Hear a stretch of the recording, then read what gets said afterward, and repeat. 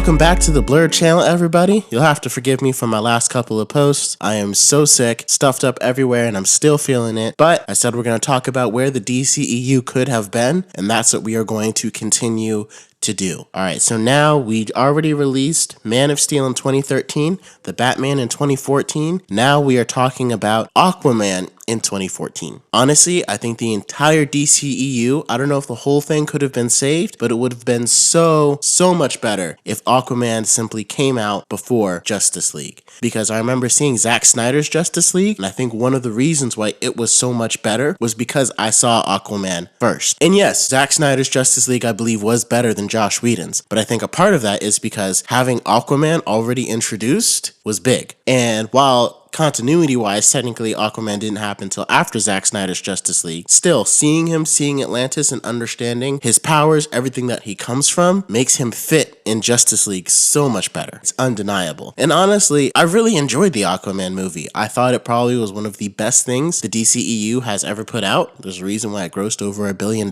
There were some cheesy parts in there that really didn't need to be, like, you know, trying to make it funnier and whatnot, whatever. Honestly, the entire plot of this movie, though, it worked, and if I was doing the DCEU, like we're talking about, I would have left the exact same plot. Basically, Arthur Curry is this dude who's been living on Earth, and he saves people in the water, and he's kind of known as the Aquaman, like a secret person that no one really knows about, and he's been trained by Vulko for all of his life. Vulko's visited him up on the surface, showed him how to use his powers and stuff, and throughout the movie, we would find more and more about Aquaman's past. So where the movie picks up is where Mera, of course, tells Aquaman she needs his help because King Orm is trying to gather the kingdoms of Atlantis, become Ocean Master, and take over the world. And of course, one of those people that Aquaman would come in contact with are sea pirates, and that would be Black Manta, or the character that would become Black Manta. And I thought they did his character really well too. I really enjoyed seeing the hatred that he has for Aquaman for letting his father die, because Aquaman realizes like it was a mistake kind of, but at the same time it's like he is a pirate that literally just stabbed a guy to death and killed a bunch of people, so hard to have that much sympathy for him. But obviously it gives Black Manta a personal vendetta against Aquaman. And I love seeing him take Atlantean designs and make them his own, designing his helmet. Like they didn't give him the suit, he made the suit, spray painted it, made it all Black Manta, and that I thought was really cool as well. So anyway, Mera and Aquaman are going to go down to Atlantis,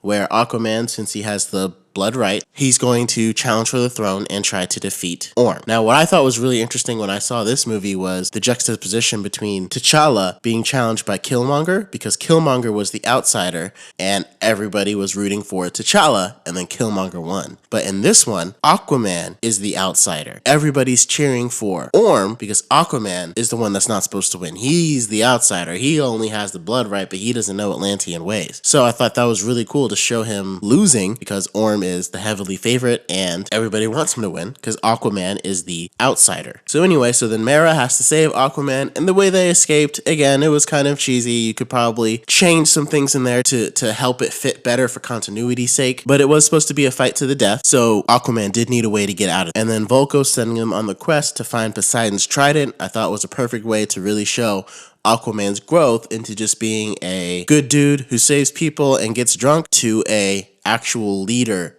of people, to understand he has a higher purpose. And I think during that journey, especially during his conversations with Mera, they could have explored that a little bit more instead of trying to do some of the funny stuff. But like I said, overall, I think that would have been the part that we of the audience would have seen. He realizes that while Orm wants to do terrible things, Orm has that leadership quality. Aquaman needs to develop that if he's going to lead the people and keep them from doing what Orm wants to do, which is ransack the surface world. So I thought it was cool to have the juxtaposition of King Orm gathering the kingdoms of Atlantis together to form his massive Ocean Master army, while Aquaman goes on the quest to get Poseidon's Trident, leading him to the desert, leading him to the battle in Sicily where Black Manta confronted him. I thought that was dope. Leading him all the way to eventually the trench where he's able to get Poseidon's Trident. And it's pretty cool how his ability to talk to fishes seems unique to him because he's part human, part Atlantean. So the way that he's able to talk to the beast guarding Poseidon's Trident, I thought was also pretty clever and pretty cool. So anyway, after he gets Poseidon's Trident, then he would come back to Atlantis and we would have the final battle, this huge CGI civil war almost, A lot of this movie is actually very similar to Black Panther, which is funny because originally they did come out in the same year. However, in this case, Aquaman is coming out in 2015. And I think the DC really needed to be like, nope, we are not releasing Justice League until you have introduced all the characters of Justice League in another movie. Giving them their own movie or whatever. No. That should have been a foot down right there. But anyway, that's not what they did, and that's what we got. So, again, we're assuming that this Aquaman has been released in 2015. And so then he finally defeats Orm after fighting him during the Civil War. Everyone sees that he has Poseidon's Trident. And again, it's you don't want a relic to necessarily show that, like, oh, now you're equipped to lead. Like, oh, I got this thing. Now I have the skills and the qualifications and whatever. But the point is the journey that it takes to go on to get Poseidon's Trident. I think everyone who sees that he has it understands that journey, that is so arduous that it can only create a leader. And that's something that we would have needed to see. And I even like Nicole Kidman. I like Nicole Kidman as Atlanta. And even liked her line where she said, Atlantis doesn't just need a king. It needs a hero, because a king only fights for his people. A hero fights for everyone.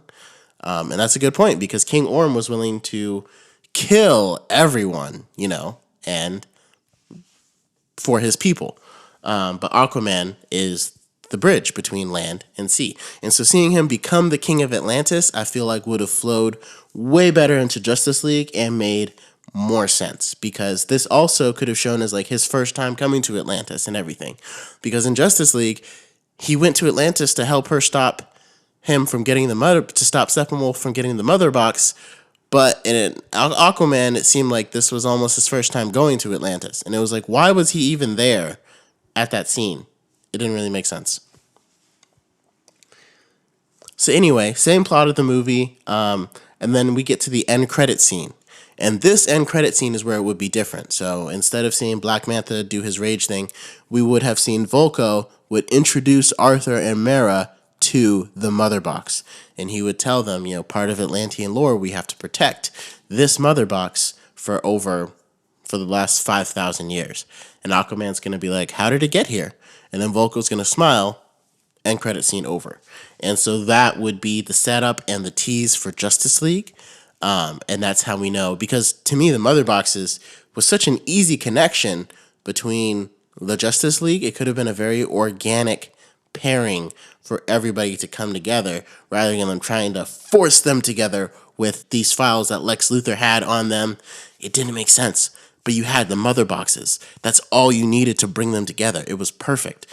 And I don't know if Zack Snyder didn't come up with the mother boxes until the start of Justice League, and he thought he needed to pull them together with files that Lex Luthor had. I don't know. Like I said, to me, that did not make sense. Thank you guys for listening again. This is how I would have done Aquaman in the DCEU. The new trailer for Flash just dropped, so I'll put a link in the description so you can check it out. And until next time, Blurs.